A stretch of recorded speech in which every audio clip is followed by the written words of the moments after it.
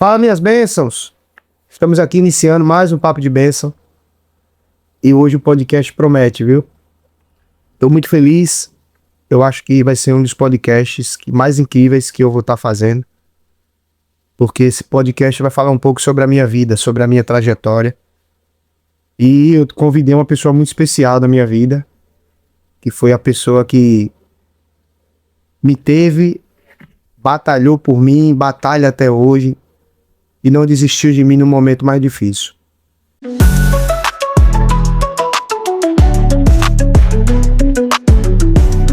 E eu tô aqui com a minha mãe, Maria Isabel. Mãe, seja bem-vinda. Obrigada, Que honra lhe receber aqui. Foi difícil lhe trazer, realmente. mas eu consegui. Mãe, a gente passou por tempos muito difíceis, né? Hoje as pessoas olham pro bênção, às vezes eu conto um pouco da minha história, muitas pessoas não acreditam, porque não vê em mim essa pessoa hoje, que eu fui no passado. Então, eu queria que a senhora falasse um pouco sobre o que aconteceu, né? E a senhora começa a falar um pouco quem foi seu filho, vá falando um pouquinho dos processos de acordo com o que a senhora for falando. Eu vou lhe fazendo algumas perguntas para que a gente possa entender melhor a minha história, a minha vida, o que aconteceu comigo. Como vocês não sabem, muitos não acreditam, mas eu já fui um dependente químico. Eu já fui uma pessoa que vivi viciada no mundo das drogas. Fui parar na Cracolândia do estado de São Paulo. Vendi muitas coisas da minha mãe. E hoje as pessoas não acreditam que eu fui essa pessoa, mas o próprio Deus me colocou em um novo nível de vida, de mentalidade, de propósito, de caráter. E hoje você conhece esse bênção céu. Ô mãe, eu quero falar do início, quando a senhora percebeu que eu comecei a usar droga, né? Eu quero começar lá do início para a gente ter uma conversa bem, para as pessoas entenderem um pouco do processo e como funciona, né? Como foi que você percebeu que eu comecei a usar droga?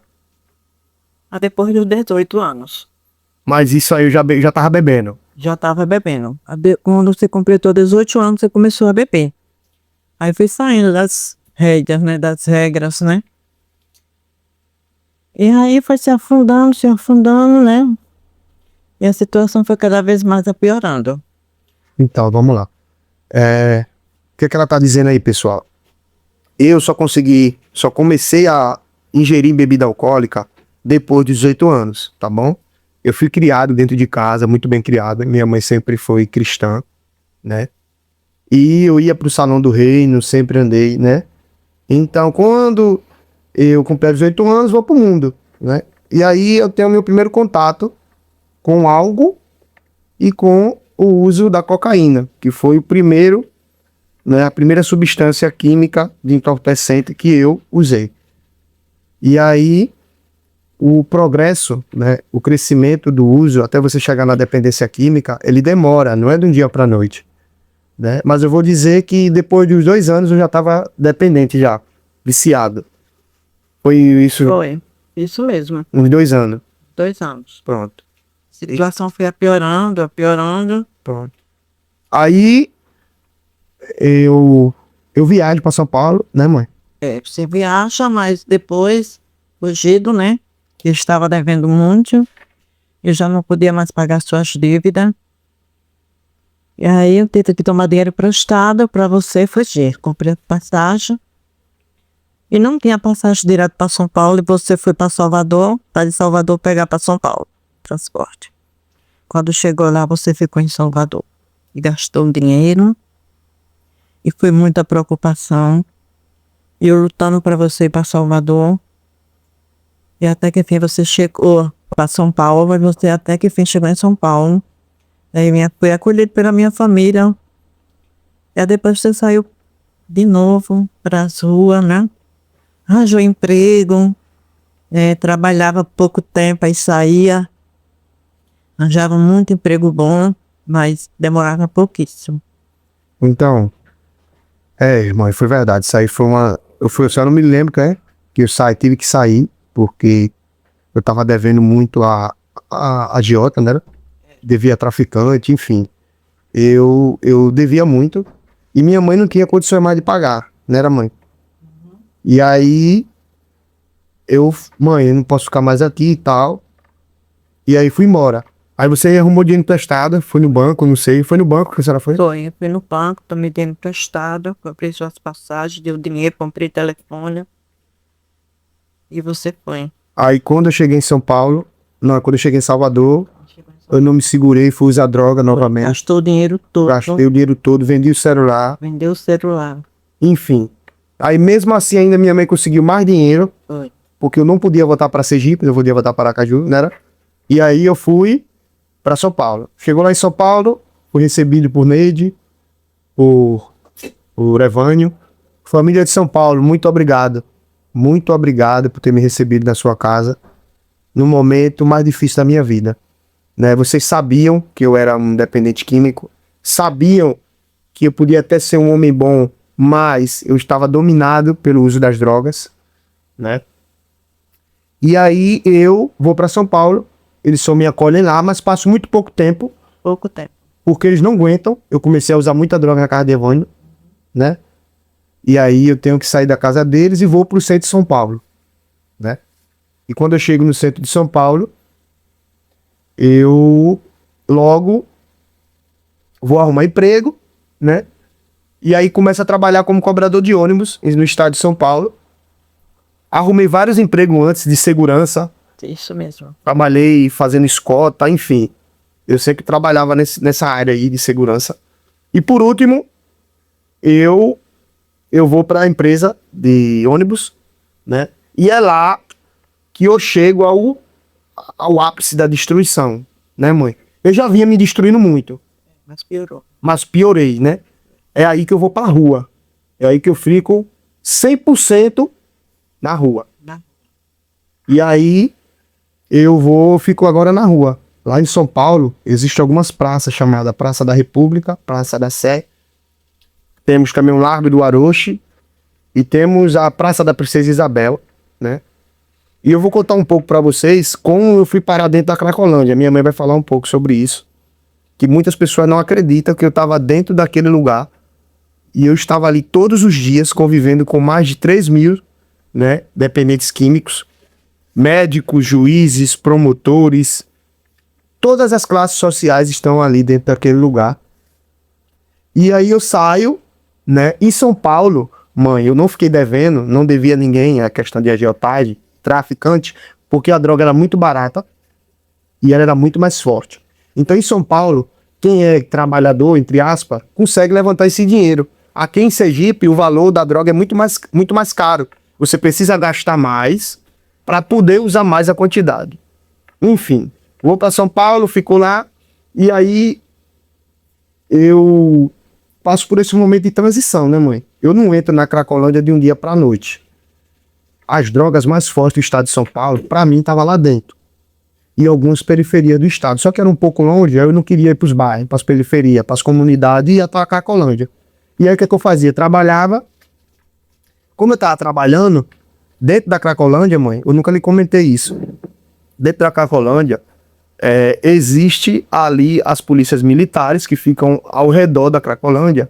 E se ele perceber no seu físico, no seu vestimenta, que você não aparenta ser um dependente químico, eles te abordam.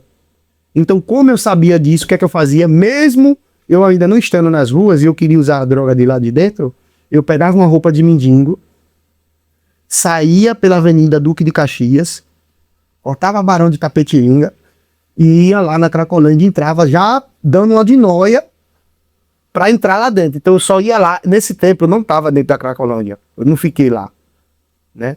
Aí eu fui para lá, pegava as drogas e voltava na roupa e ia para as festas.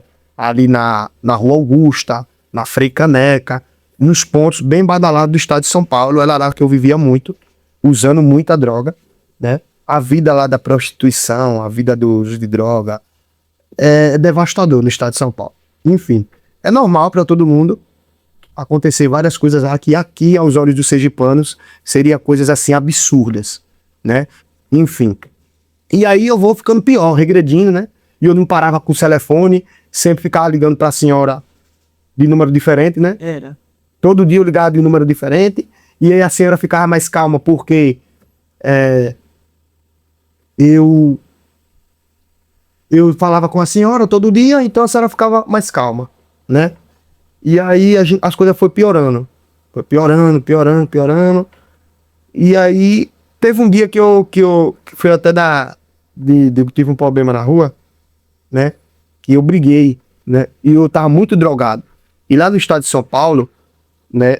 As facções, né? A cultura, né? Das pessoas que vivem, né? Ali no tráfico, tal. Eles não gostam de brigar. Eles não batem em ninguém. Eles trabalham muito com, como é que eu posso dizer? Com poder de persuasão emocional, nas palavras. E aí, mano, tá tirando, tal, vai pras ideias. Eles falam muito assim. O que é que ele faz? O que é que isso que ele faz com a gente? Ele tenta, de alguma forma, fazer a gente ficar com medo através das palavras que ele dizem. E essas palavras também têm poder, porque se eles estiverem alinhados àquele commander, ele tem autoridade de pegar você e levar pra lá pra ser julgado no tribunal. Mas só que eu tava muito bêbado, muito louco. E aqui no estado do Nordeste, a gente tem uma cultura de sair no murro, brigar, né? Então a senhora sabe, eu já fazia arte marcial, então eu trabalhava muito com segurança e eu não tinha medo. Enfim, eu fui pra cima de 2 caras, quando eu fui ver tinha 5 caras brigando comigo e eu... No outro dia de manhã eu tava tão drogado que eu tava morando na pensão ainda, né? Tava na pensão. O que é pensão, pessoal? Deixa eu explicar a vocês o que é pensão. Pensão são algumas, tipo, apartamentos que tem no estado de São Paulo, que nesses apartamentos você paga R$ 30, ou eram 20 que eu pagava? Todos os dias pagava. Eram R$ 20, não era? Não lembro. A senhora mandava pra mim direto, mesmo. Mandava direto. Como não tinha pizza ainda, Era na caixa. era na caixa. Eu saía correndo pra lotérica pra depositar dinheiro pra você. Então, aí, pensão, que voltando ao assunto, a pensão é um lugar que qualquer pessoa pagou R$ 20 e dorme lá. Aí tinha travesti, gays, tinha traficante, tinha todo tipo de gente. Eu dormia em um quarto e nesse quarto tinha 10 beliches. De 10 beliches, cada beliche tinha 2 pessoas. Então era 20 pessoas que eu dormia de noite. Ali tinha travesti, tinha lésbica, tinha gay, tinha traficante, tinha garoto de programa, tinha tudo. Eu fiquei ali por um bom tempo, né? Um bom tempo. Aí, tal, eu não queria, né? Eu até comentei com a senhora e tentei vender droga, né? Tentei vender droga. Ainda cheguei lá no estado de São Paulo, ainda tentei traficar. E outra, eu não me esqueço do Negão. Ele era um cara que vendia lá, mandava lá. E ele olhava pra mim, mãe, e falava desse, Jeff, Bahia. Lá ninguém me chamava de Jefferson, não, era Bahia. O pessoal do estado de São Paulo costuma chamar o povo do Nordeste de Bahia.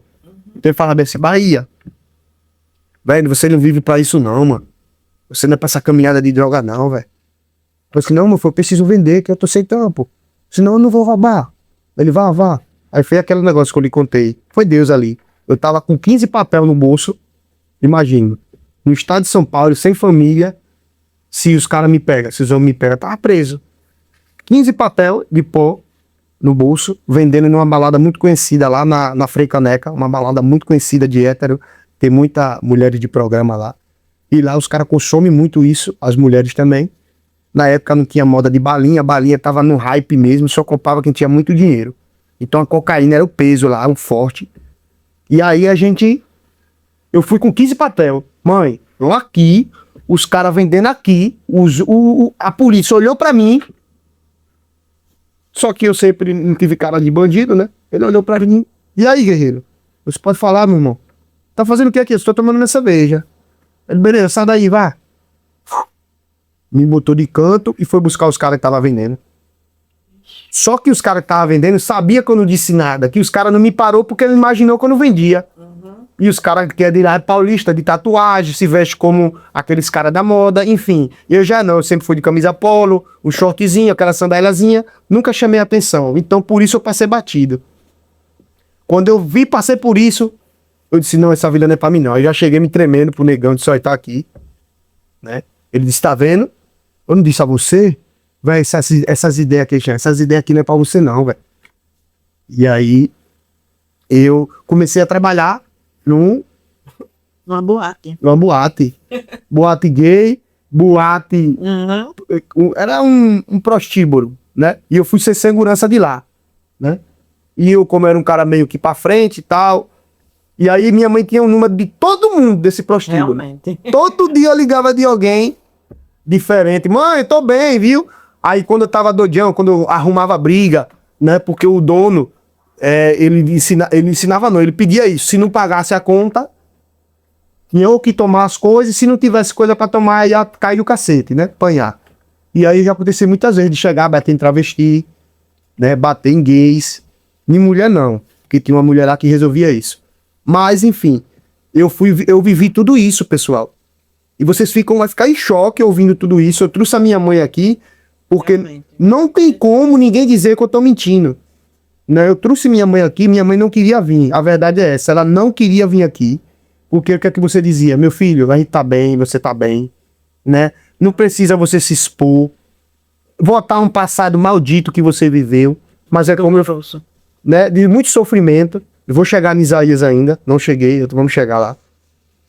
Então eu trouxe minha mãe aqui, por quê? Para que vocês enxerguem que independente de onde você tá, se você tá sem dinheiro, se você foi criado sem pai, se sua mãe não lhe deu carinho, se você mora em um bairro que aparentemente não tem como você crescer, tem oportunidade para todo mundo. Porque eu saí do absolutamente zero. Eu era rejeitado pela sociedade, eu fui rejeitado pela minha própria família. Como eu volto a dizer, a minha família não teve culpa, né, mãe? Eu sempre, a partir do momento que eu aprendi isso, eu me tornei outro homem. Minha família, ninguém teve culpa disso. Não. Porque estavam cansados de Realmente. tanta miséria, tanta coisa, tanto conselho, eu nunca ouvia, né? Muita gente que gostava de mim se afastou, enfim. E aí, chega a parte, né, que eu sumi, né, mãe? Fala um pouco aí. Você sumiu, passou 5 dias em São Paulo sumido. E eu preocupada, muita oração. Muita oração. Entrei em contato com a minha família em São Paulo, avisei a todos que você tinha sumido. E todos me ajudaram, prestaram queixa, né, fizeram BO. E todos se manifestaram. Todos aqui, meus familiares daqui, meus amigos também se manifestaram para me ajudar. E eu coloquei no Face como você tinha desaparecido. Foi uma dor muito grande, né? Muito grande. Eu estava sem dormir, muitos dias sem dormir. Foi 5 dias de luta, de tristeza, de dor. Mas eu orava muito, eu sempre orei muito, pedindo força a Jeová Deus, a nosso Senhor Jesus Cristo. Foi Ele que me manteve de pé, nesses momentos muito tristes da minha vida. Eu conseguia, graças a Deus, nós conseguimos, né? Mas aí chega o ponto, né? Aí chega o ponto, né? De você conhecer uma pessoa e pegar o telefone dele doidão dentro do ônibus. Aí, mãe, quando eu atendi o telefone, aí era você. Eu não consegui falar. Muito forte. Não deixo nem de eu entrar. Eu não consegui falar, eu ficava me tremendo. E vi você, pra onde você vai, onde é que você tá, com quem você tá. E você doidão dentro do ônibus. Aí o rapaz pegou o telefone, disse, ele tá comigo, ele vai pra minha casa, a gente tá indo pra Osasco. E de quando eu chegar em casa, eu vou ligar pra senhora, eu disse, tá certo. Ele viu a minha dor, o meu sofrimento, o meu desespero. Foi terrível, terrível. Ele tá certo, e eu dava sinal, porque eu não conseguia falar. Aí me acalmei, tomei água sozinha em casa. Tomei água. Aí também não consegui dormir. Aí fiquei esperando até de madrugada. Aí o rapaz me ligou. Disse, ele tá bem, ele tá dormindo. E quando ele se acordar, eu quero falar com ele. Tá certo. Aí quando você se acordou, ligou pra mim. Disse, vá pra casa do meu primo, nos Osasco, que tava perto, né? Estava próximo da casa da minha família. Eu disse, vá para casa de Evânio, para você vir para casa. Você vai voltar para casa. Mas antes, quem foi que me viu lá na Cracolândia? Quem foi que ligou? Foi um amigo. Que viu a foto no Face e disse assim... Viu a foto no Face e viu. Aí me avisou. Como eu tinha os seus contatos, né? seus amigos, ele, Dona Isabel, meu amigo viu ele lá na Capolândia. Aí eu, o quê? Ele foi. Aí eu reuni com a minha família lá em São Paulo, conversei com eles, se reuniram para ir lá, para pegar vocês. Então, pra você ver, eu fico até emocionado porque isso aí mexeu muito comigo, né? Muito triste, fui muito envergonhado.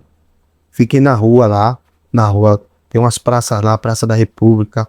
Não ficava na Sé porque era muito violenta, né? Eu sabia disso.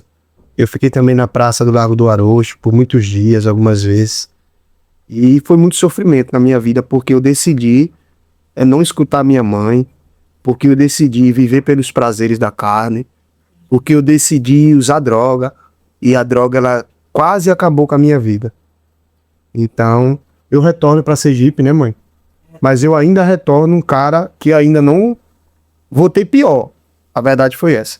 Minha mãe já tinha quitado as dívidas. Oi, teve que quitar as dívidas para você Vou voltar. voltar. Agradecer também ao meu irmão Valber, meu irmão mais velho. Viu, irmão? Muito obrigado. Chegou junto. Que chegou junto, que pagou algumas contas minhas, né? Quando eu voltei. Eu só podia voltar de São Paulo com essa dívida paga. Então eu disse à minha mãe que eu devia, minha mãe saiu pagando. E eu retorno para Sergipe, né, mãe? Chego aqui. E aí, pronto, a devastação foi muito pior. Pior. Pior, porque o meu organismo, ele estava acostumado, né, mãe, a usar muita droga forte. Então, enquanto aqui era caro e a substância, ela não tinha esse poder no meu organismo, na minha mente, eu tinha que usar muito para sentir efeito, né? Então, eu começo a roubar minha mãe, levar perfume, vários perfumes, dinheiro, cartão de crédito, vendia celular, né? E foi uma miséria. Ô mãe, outra pergunta que eu nunca lhe fiz. Assim, em que momento você achou que não ia me ver mais? Você achou, poxa, eu nunca mais vou ver meu filho? Teve algum momento que a senhora achou isso? Pega esse tempo quando você foi para São Paulo. Eu pensei que não ia mais lhe ver. Você imaginou isso? Imaginei isso. Chorei muito, muito, muito. Mas Deus nos fortaleceu muito também. É muita coisa. Quando a gente volta, pessoal, no passado para lembrar disso, é muito doloroso, sabe? Eu nem acredito que eu fui aquele homem, que eu fui aquela pessoa, né, mãe? É muita coisa que parece ninguém acreditar. Se minha mãe não estiver aqui contando, eu tenho certeza que ninguém acredita por onde eu tô chegando, pelo que Deus tem feito e pela capacidade que Deus tem colocado na minha mão para que o nome dele seja glorificado. Amém. Então, foi muita dor, muita luta. Eu retorno para Sergipe, né, mãe? Voto pior. Nossa, Pior. voto pior. Voto pior mesmo, vendendo tudo. Chegava em casa cagado, né? Realmente. Nossa, uma vergonha. Uhum. E aí, teve uma vez que eu queixei o menino, um dia de noite. No outro dia, os meninos foram atrás de mim na porta. Eu já tava cansado.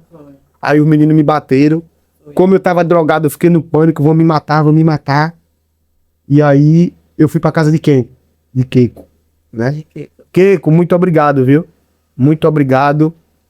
Porque você abriu a porta da sua casa. Me ajudou, não foi, mãe? Muito. Eu lhe agradeço muito também, não esqueço. Eu, Keiko, muito obrigado, irmão. Você não tinha obrigação, deixando bem claro, pessoal. Ninguém tem obrigação de dar guarita a ninguém. Ninguém tem obrigação de pegar filho de ninguém drogado e botar dentro de casa. Mas ele decidiu me ajudar. Ele decidiu, não foi, mãe? E outra coisa de Keiko interessante. Keiko não é meu amigo íntimo. Não ando com ele. Não tenho contato 24 horas com o Keiko.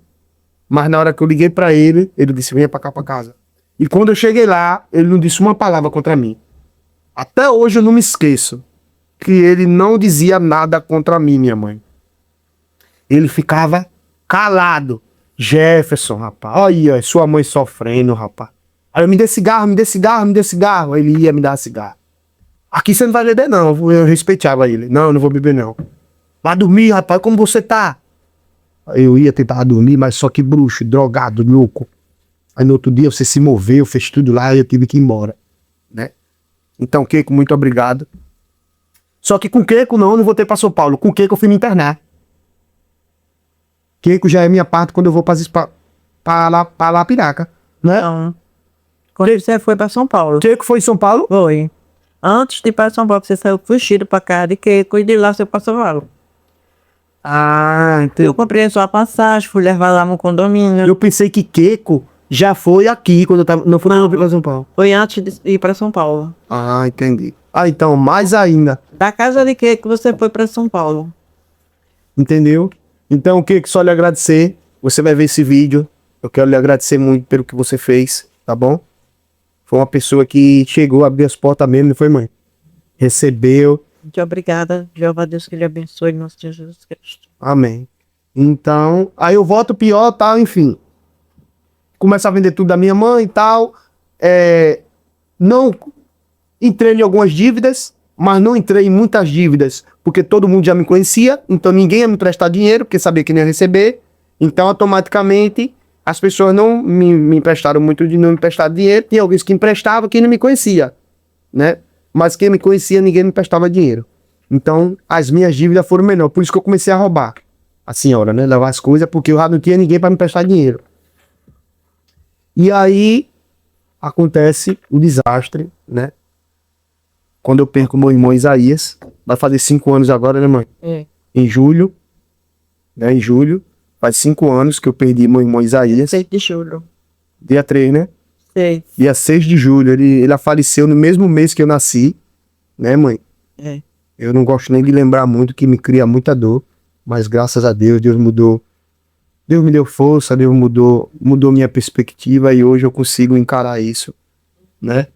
Enfim, pessoal, eu fui atrás do meu irmão, bebê, né? Usei muita droga com ele. Ele não consumia a substância que eu consumia, mas ele usava maconha, né? E aí eu dou o carro a ele. E quando a gente vem no caminho, ele capota o carro, né? E aí eu vou no capotamento, ele voa do carro, perde um braço, né, mãe? Perdeu o braço na hora do acidente. Eu acordo, todo mundo gritando, né? E eu vou lá, pego meu irmão, tenho que salvar ele. Ainda ele vai vivo pro hospital, né, mãe?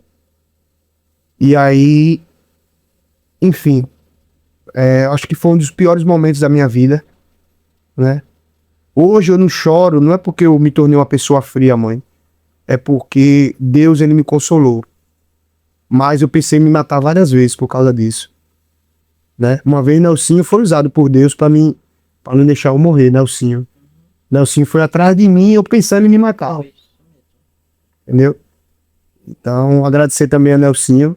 Eu não me esqueço disso que ele fez, ele foi atrás de mim, né, mãe? Eu lembro também, ó. Ele- Eu agradeço muito, viu, nosso Senhor? Deus que lhe abençoe. Nelsinho foi lá, me procurou e eu não me matei, né? Mas a droga, a bebida, ela queria me acabar com a minha vida. Acabar com a minha vida não, né? Acabar com a vida da minha família, né? Então, Isaías foi enterrado, e, consequentemente a minha família cria muito mais raiva de mim, né? O meu irmão Valber, ele começa a ter muito ódio de mim porque ele, poxa, matou meu irmão. Eu escutava isso, que era pra ter morrido era você. Eu passava na rua e eu ouvi os caras dizer que nada, velho, que era pra ter morrido é você, mano. Você é monolha. Seu irmão novão, o cara morreu, você fazer o texto que você fez. Então, eu tive que superar tudo isso, né? Então, eu sabia que eu tinha uma parcela de culpa, né? Mas eu também, hoje eu entendo, né, que não foi Deus, porque Deus, ele não quer que você venha morrer. Deus, ele não quer que você venha ser destruído. A Bíblia diz que Deus veio para trazer vida e vida com abundância. Deus, ele permite que você cometa o pecado. Você tem um livre-arbítrio. Mas diante de um cenário de morte, ele coloca a mão para te salvar. Foi o que aconteceu comigo. Então, através dos nossos erros, Deus escreveu uma nova história na minha vida, né? E aí é a decisão que eu tomo, né? Quero me internar e começar outra luta, né? Por mais que eu era esse cara mal, eu me considerava um cara maldito, né? Eu posso falar isso porque eu era maldito. Um cara que não tem amor pela mãe, né? Um cara que não tava nem aí, né? Pra nada. Mas eu nunca desisti. Eu tinha muita fé, muita esperança de um dia você mudar. Amém. E aí, mãe, eu vou pra lá, né? Fica até meio que, quando eu volto no tempo, que vem um bocado de coisa na mente, né? E aí eu vou me internar, né? Eu começo a me internar, aí me interno a primeira vez, recaio. Me interno a segunda, recaio.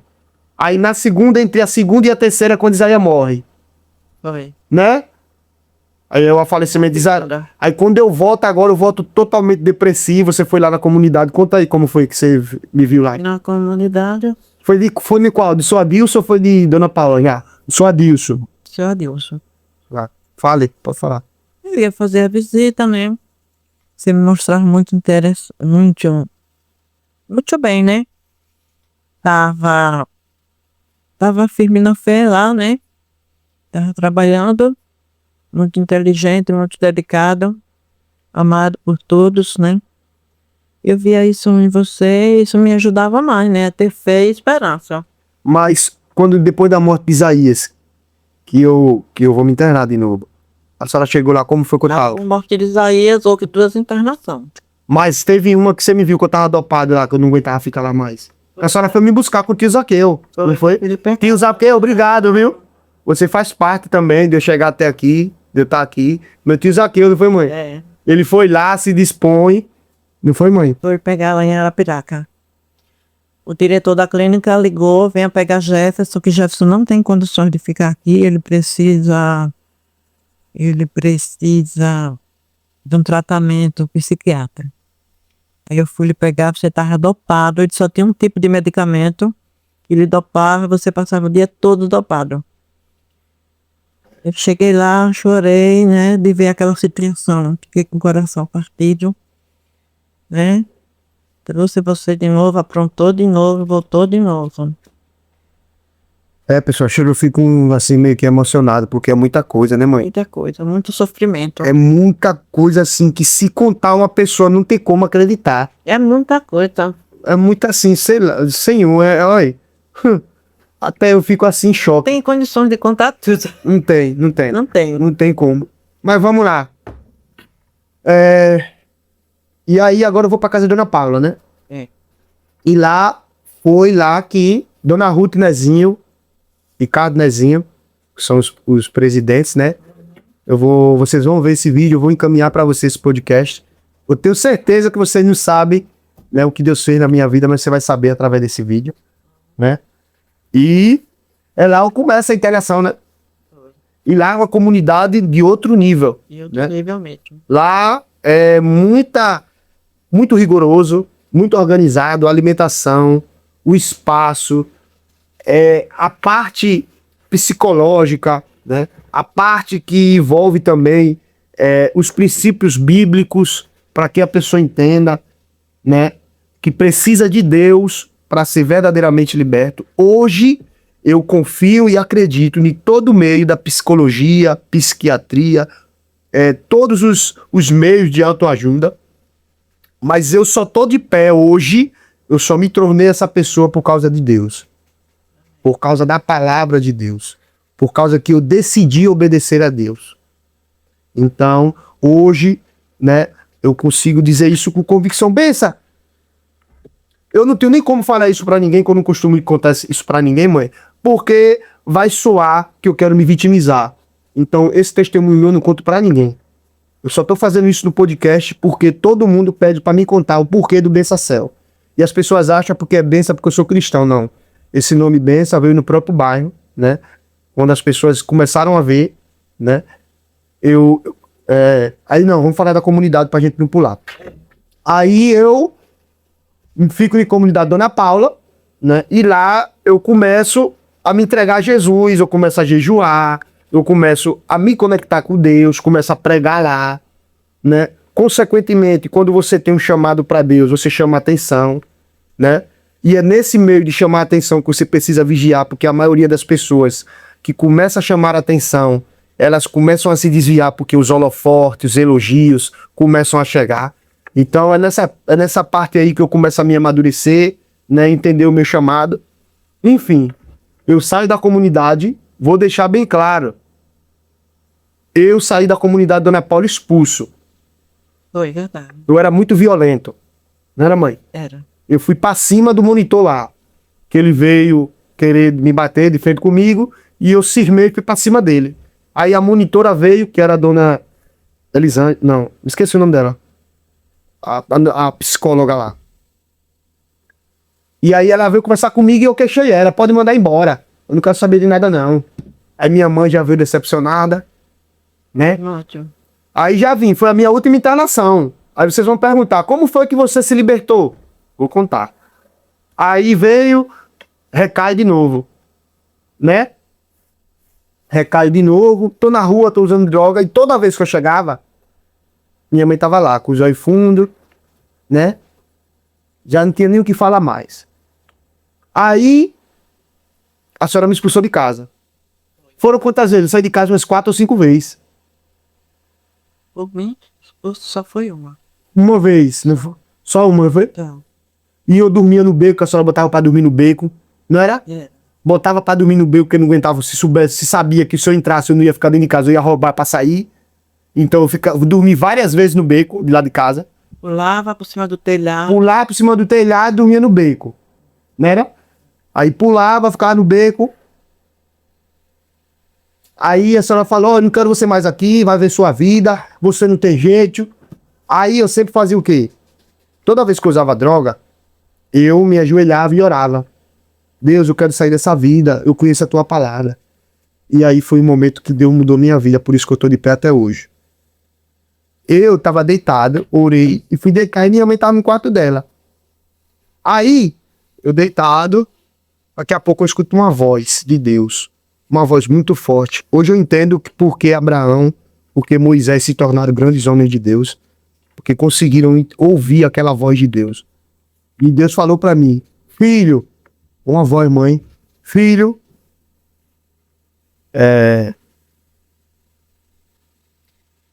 vou dizer as palavras que eu ouvi do Senhor. Filho, eu mostrei que eu sou Deus na sua vida. Se a partir de hoje você topar nenhum álcool ou nenhuma droga, eu vou levar você para um leito de hospital e você vai saber que eu sou Deus. Só o que mudou a minha mente, mãe, não foi o que ele disse, mas o poder daquela voz. Porque como eu era drogado, eu não tinha medo de parar no leito de hospital. Eu não tinha medo de morrer. Minha vida estava destruída. Mas o que definiu a minha história foi o poder da voz de Deus. É por isso que quando Deus fala, ele transforma o homem. E esse contato com Deus eu tive. E aí eu me levanto, não me esqueço. Não me esqueça, eu já tava, né? Quero agradecer a minha esposa que eu tenho hoje, Emily. Tá bom? Muito obrigado. Né? Minha mãe já estava cansada de mim, já estava saturada, né, mãe? Não aguentava mais. A família no pé. Rapaz, você... Muita pressão, eu lhe entendo. Rapaz, esse cara dentro de casa você não vai mandar embora não, mas o cara já matou o filho e você tá esperando o quê? Eu entendo, eu vi a pressão. E a senhora teve que me botar pra fora de casa, né?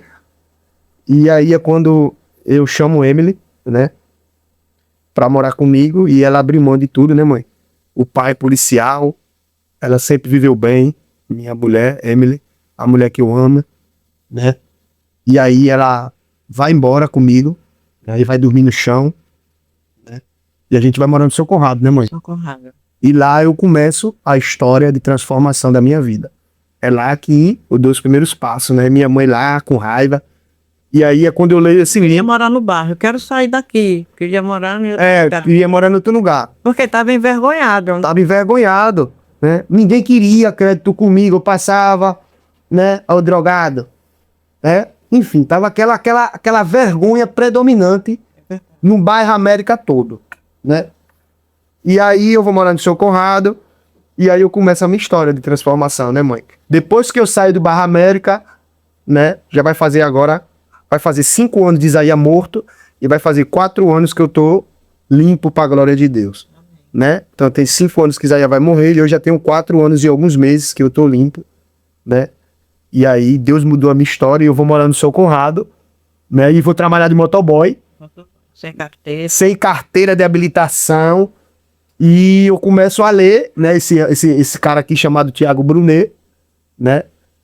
Esse cara aqui, eu não comecei a ler, eu escutava muito pregação dele, e ele fez que eu me tornasse um homem muito maduro emocionalmente, e entendesse como é que funcionava o âmbito espiritual, né? O pastor Jefferson foi o pastor que me casou, depois eu fui direcionado pelo pastor Jorge, amo muito a vida deles dois, né? E aí eu começo a minha trajetória, né, mãe? E aí eu começo a trabalhar de motoboy, logo em seguida faço o curso de vigilante, entro na vigilância, né? E aí começo a trabalhar fazendo escolta à noite, sendo vigilante de uma empresa grande. Não vou falar o nome aqui, eu acho necessário, né? E aí Deus começa a mudar a minha vida. E aí eu recebo uma palavra de Deus, né? Deus, o que é que eu vou fazer? Né? E aí ele disse pra mim, você vai voltar pro seu bairro agora, porque é lá que eu quero lhe honrar. É lá que meu nome será glorificado. E aí eu digo, Deus, não tem condições não. O bairro América todo me conhece. Não tem chance de eu dar certo lá. Não tem como. E aí eu volto pro Lorival, né? E aí, Jefferson Lorota. Jefferson Lorota. Eu era conhecido como isso, aí. Não era, mãe? É. Eu era conhecido como Jefferson Lorota, né? Porque eu usava a habilidade que eu tinha, um talento de conversar bem para as coisas do mal, né? Não era, mãe? Era muito mentiroso. Então, quem me conhece hoje, quem anda comigo, quem sabe que eu sou verdadeiramente, sabe que eu sou um cara que eu não gosto de mentira mais. Não gosto. Se não for para lhe contar, eu não lhe conto. Mas para mentir, eu não minto mais. Tem gente que fala, Jefferson, você quer dar muito de certinho. Tem gente que não sabe da minha história e vem fechar alguns acordos, quer conversar comigo e tal, né? Aí você quer dar muito de certinho, benção. Só que aí eu não dou satisfação a essa pessoa, eu digo, amém, irmão, mas eu sei de onde Deus me tirou. Então as pessoas que estão do outro lado não me enxergam porque eu sou tão fiel a Deus. Porque olha de onde ele me tirou, né? Me tirou de um lugar que ninguém acreditava que eu poderia sair. E aí, a senhora também. Meu filho, você vai abrir loja de celular, Jefferson. Vai dar certo, Jefferson. Fique lá, tá bom de vigilante. Meu filho, você não sabe que aqui você tá com esses problemas todos, meu filho. Não era minha mãe. Eu disse, mãe, vai dar certo, mãe. Eu sou um novo homem. Deus vai me honrar. Não era, mãe? Já essas palavras. Não era? Mãe, eu vou virar o jogo, eu não sou mais o mesmo, não. Mas, Jefferson, você com dinheiro na mão, meu filho. Você acha que o povo vai dar celular pra você consertar?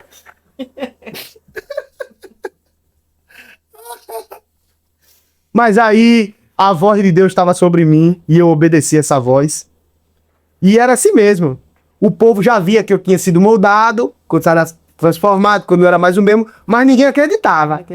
Ele é benção lá, mas eu não vou dar meu celular pra ele consertar, não. Eu via isso. Oi, benção. Você pode até ser benção, mas o meu celular eu não vou dar ainda pra você consertar, porque eu não confio, não. E eu lá, as contas pra chegar, foi muito sofrimento. Foi muito sofrimento. As contas pra chegar, a mulher em casa, filho em casa, a situação financeira daquele jeito, e eu digo, eu não vou abrir mão. Eu não vou abrir mão. Eu vou perseverar. E aí Deus envia cliente, porque aqui no bairro, aí Deus mandava cliente de fora. Aí você quer o benção? E eu lá naquela, fiz os móveis tudo de pallet, né, mãe? Fiz tudo de pallet, meus móveis, quando eu comecei a loja. Um carregadorzinho, 2 cabos. E eu subo com coragem. Minha mãe. Aí abri a lã e disse, mãe, eu vou pra São Paulo fazer curso. Ela, não. Não! São Paulo, você... Meu Deus! Não, não foi? Foi aquele enxame todo por ali. Eu disse, mãe, eu vou. Eu não sou mais o mesmo homem, Jefferson, mas você vai estar próximo de onde você tava, naquela miséria. Eu não aguento ver você lá, meu filho. Eu disse, mãe, eu preciso ir. Eu preciso chegar naquele lugar e ver que eu saí de lá, né? Aí é quando eu viajo para São Paulo no meu primeiro treinamento, faço o curso, compro alguns maquinários e volto para Aracaju. Todo mundo assim, apreensivo, vai cair. Tá em São Paulo, vai cair, né? Enquanto eu não cheguei em Aracaju, ninguém tava em paz. Realmente. O pessoal de São Paulo, meus parentes, a senhora, vai cair, vai cair. Ele tá com dinheiro, Bel. Bel, ele tá com dinheiro, né? Aí eu fiz o curso, me esforcei, comprei o maquinário, vim embora. Quero agradecer a Jefferson. Quero agradecer a Jefferson, né, mãe? Uma agiota que eu devia, né? Ele não é mais, ele falou pra mim que não é mais isso, glória a Deus. conhecer o evangelho, sair dessa vida. Mas Jefferson foi um cara que eu devia Muito. muito, não foi pouco. Jefferson, você vai ver esse vídeo, eu só tenho minha gratidão, minha mãe também, né, mãe? Muita gratidão. Aí, quando eu voltei, aí eu comecei a trabalhar. Aí tava devendo a muita gente ainda, né? Aí eu disse, mãe, não adianta eu virar cristão e não pagar quem eu devo. Né? Foi. Aí eu comecei a pagar todo mundo. Minha mãe, rapaz, você vai pagar todo mundo. Eu disse, mãe, eu vou pagar todo mundo. Traficante, agiota, todo mundo que eu devo eu vou pagar. Até o cara que tava devendo roupa, eu chamei ele pra pagar. Aí eu disse, liguei pra ele me tremendo, olha. Devendo eu acho que uns 4 anos que Jefferson não sabia de mim. Doido, eu ligava pra senhora nela, mas não lhe ameaçava não. Ele nunca foi. Ele ligava, cadê Jefferson? O Jefferson sumiu. Aí eu saí pagando a todo mundo. Vou pagar todo mundo. Eu vou ser homem de Deus de verdade. Eu vou ser homem de Deus de verdade. As pessoas vão ver que eu fui mudado e não tô devendo a ninguém. Aí saí pagando a todo mundo. Aí chega o dia de pagar a Jefferson. Como era valor alto, eu tive que juntar, né? Aí juntei, sabia quanto era, liguei pra ele. Não, eu não liguei, eu fui atrás dele. Aí o primo dele me deu o número dele. Quando eu disse que era eu, ele já ligou. E aí, rapaz, apareceu. Aí eu disse, cara, eu não tenho nem como falar pelo telefone. Vem aqui em casa. Não foi, mãe? E minha mãe com medo. Rapaz, você mandou esse cara vir aqui. Eu disse, mãe, eu sou homem de Deus, eu tô fazendo certo. Eu preciso contar pra ele o que aconteceu comigo. Não foi? Aí minha mãe com medo, apreensiva, achou que ele ia chegar lá, né? Aí quando ele chegou, aí eu comecei a contar a minha história, ele começou a chorar. Não foi? Aí minha mãe começou a contar tudo, ele... Meu irmão, você passou por tudo isso? Eu disse, foi. Mas olha, eu não tenho dinheiro dos juros para lhe pagar. Mas eu tenho o dinheiro todinho que eu peguei na sua mão aqui. Você aceita? Você me perdoa pelos juros? Foi o que ele disse, não, velho. Você tá perdoado, velho. Eu não sabia não que você tinha passado por tudo isso. E ainda bem que você mudou. Aí eu fui, paguei o dinheiro a ele, não foi, mãe? Juntei o dinheiro, paguei. E graças a Deus eu paguei a todo mundo. Hoje, eu ando de cabeça erguida. Né, mãe? É. Hoje eu ando de cabeça erguida. Tenho dívidas como qualquer pessoa tem, que é empreendedor, que é pai, que é filho, né? Mas não dívidas que eu tinha de mau caráter, de agiota, de não pagar o povo, ver com enrolação, safadeza. Né, mãe? E aí, eu começo a lojinha lá, a viagem para São Paulo, volto. Rodando a história. Rodando tudo. Olhe quanta coisa eu tive que passar. Olhe quanta coisa eu sofri. Olhe quanta coisa eu passei. Perdi o meu irmão. Perdi o meu irmão. Não perdi minha mãe, porque Deus não permitiu. E eu tô de pé hoje. E hoje eu tenho uma empresa. Hoje eu tenho um colaborador. Deus botou pessoas que me ajudaram Muitas pessoas. na construção da minha empresa. Quero agradecer a Gabriel. Eu quero agradecer a Zito. E eu quero agradecer a Igor. Essas 3 pessoas, cada um tiveram um papel diferente na minha empresa. E todas essas 3 pessoas me ajudou a chegar onde eu cheguei. Minha mãe também me ajudou muito. A senhora foi a principal, né? Que olhou pra mim e disse, rapaz, já quebrei a cabeça demais com você, mas eu vou lhe dar mais um voto de confiança. E hoje a gente tá chegando aonde a gente tá chegando. O Bensacel se tornou uma assistência técnica referência na cidade de Aracaju. Então, o que é que eu quero mostrar pra você? Minha mãe tá aqui, é prova viva. Minha mãe tá aqui do meu lado. Já chorou, não acreditava em mim, o bairro não acreditava, mas Deus mudou a minha vida. Deus mudou a minha história. Então, se você hoje está vendo esse podcast, tá depressivo, tá devendo, tá morando em um bairro que você acha que não vai crescer, tá estudando na escola pública, não tem dinheiro no bolso para empreender, eu venho te dizer uma coisa. Se Deus mudou a minha vida, Ele pode mudar a sua. Se Deus fez tudo isso que Ele está fazendo na minha vida, Ele vai fazer o dobro para você. Basta você pagar o preço. Agora, eu decidi me tornar esse Jefferson. Eu sou um cara hoje que as minhas amizades são seletas, né, mãe? É. Hoje eu sou um homem que leio um livro por mês. Hoje eu sou um cara que não vivo de vaidade, vivo com o pé no chão. Graças a Deus tem uma mulher incrível que Deus me deu, uma guerreira, né, mãe? Que Emily sofreu muito comigo. Muito, não foi pouco não. Aquela mulher sofreu muito comigo.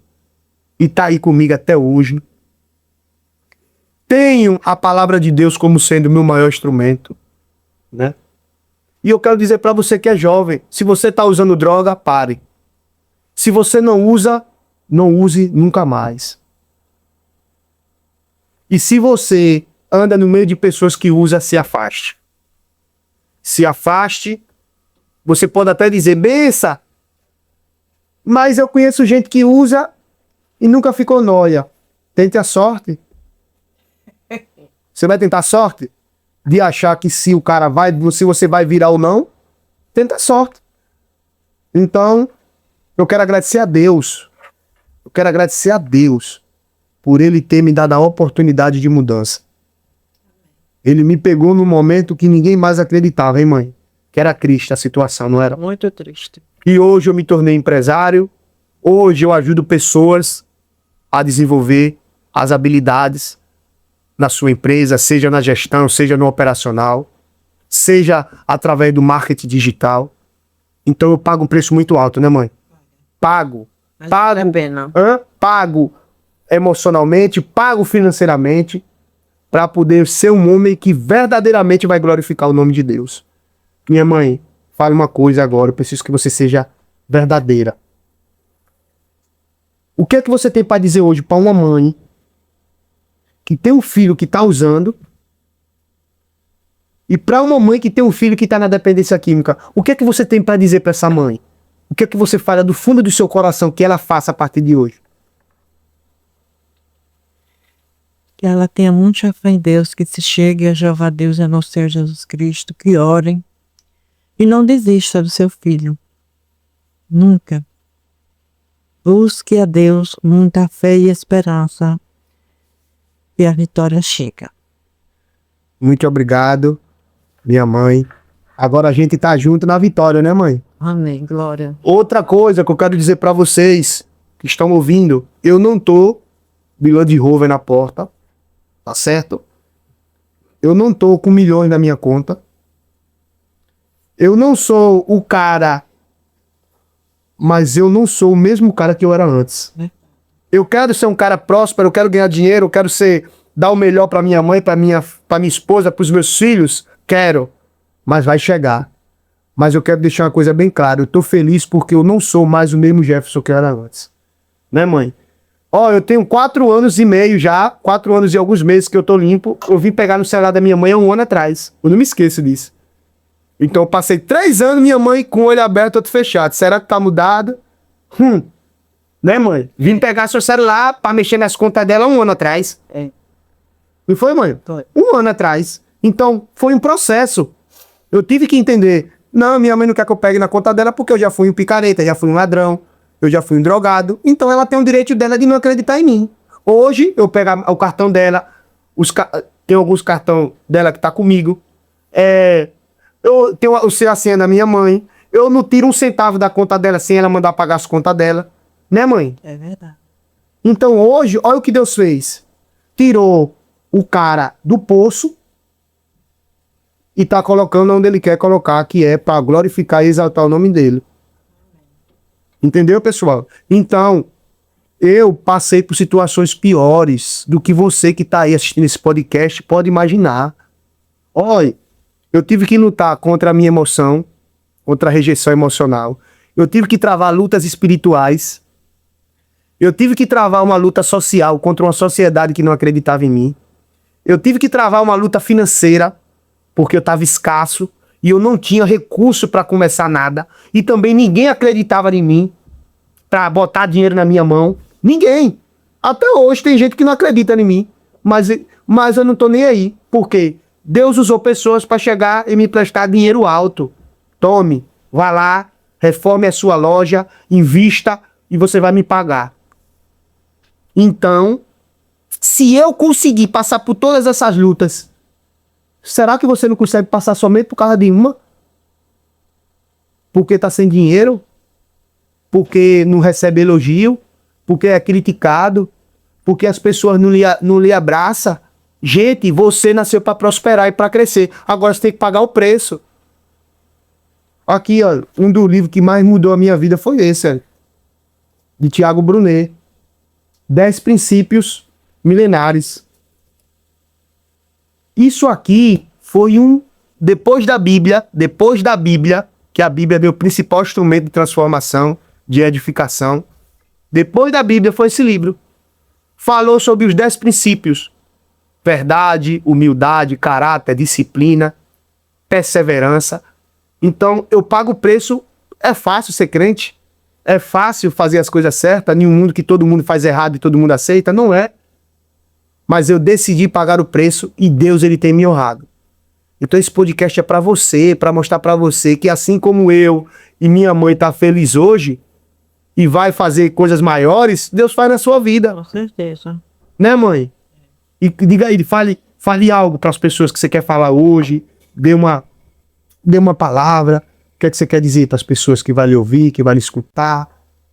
O que é que você tem? Tem alguma coisa para falar? Pode falar, fica à vontade. Então, para dizer que tem muita fé, muita esperança e perseverança, né? E com isso a gente consegue vencer. Amém. Muito obrigado a vocês. Agradecer ao Buzine Studio, esse excelente estúdio que me proporciona não só comodidade, mas uma equipe técnica responsável que pode proporcionar para mim umas edições de qualidade. Eu quero agradecer ao Buzine Studio, sim. Me recebeu com muito amor, muita humildade. Acreditou no projeto do Papo de Bênção. Vamos estar recebendo pessoas extraordinárias a partir dos próximos episódios. E eu fiz esse episódio porque muita gente pediu. Porque minha mãe não queria pisar os pés aqui. Né, mãe? Foi muita luta. Muita luta, né? Pra ela vir, pra ela aceitar, pra ela querer. Mãe, não é assim, mãe. Vamos, mãe. E aí ela aceitou. E aí a gente tá na vitória, né, mãe? Vamos vencer mais ainda. Então, vocês que estão em casa, vocês que querem viver o extraordinário, não desista. Persevere. Né, mãe? Diga, não desista. Não desista. Persevere. Persevere. Pois a vitória é sua. A vitória é sua. Com certeza. Amém. Que Deus abençoe. Muito obrigado. E até o próximo episódio. Tamo junto. Tchau. Tchau, tchau.